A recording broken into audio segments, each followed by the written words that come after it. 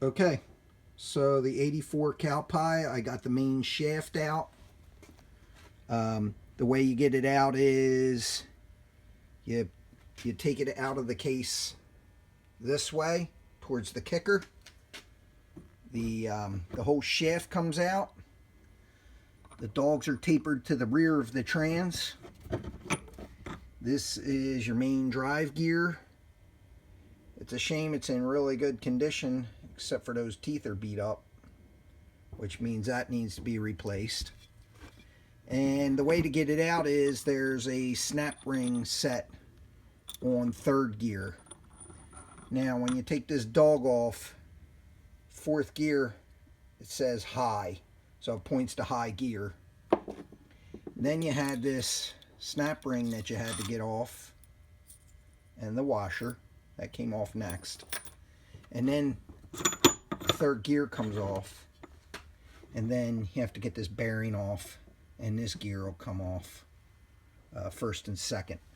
And I believe it's just pressing out the shaft out of it, no big deal. And that gets it out of the case. And the other side of the case has that needle bearing right there, which will need to be replaced. And then it has a seal, I believe, and it has this bearing outer race here. And then there's a seal in the end of fourth gear, right here where the shaft comes through. So far from what I could see is it's going to need fourth gear. And on this side, that cluster gear is also bad, which is fourth gear on the counter shaft.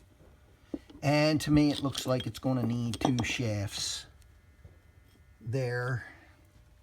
And then this shaft right there. You see it's bad pitting. The hardness is starting to come off the shaft. So it's going to need a main shaft, a counter shaft, fourth gear on the main shaft, which is drive, and then third and fourth on the counter. It's going to need this bearing, that needle bearing on main drive. It's going to need the bearing on this shaft.